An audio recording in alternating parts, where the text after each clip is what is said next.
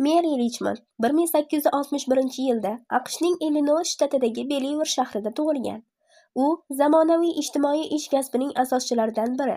U xayriya Friendly Visiting an'analaridan ilmiy tizimli casework, ijtimoiy ish bilan individual ishlash metodikasini ishlab chiqdi.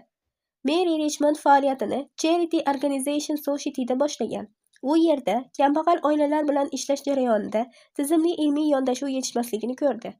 Meri Richmond ijtimoiy ishni faqat xayriya emas, balki ijtimoiy, ilmiy va kasbiy faoliyat sifatida shakllantiradi. Meri Richmondning asosiy asari Social Diagnosis.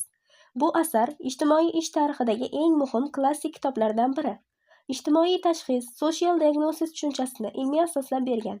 Asarda mijoz muammosini aniqlash bosqichlari, ma'lumot yig'ish usullari, individual yondashuv, muhit, oila, jamiyat omillarining ta'siri tushuntirilgan.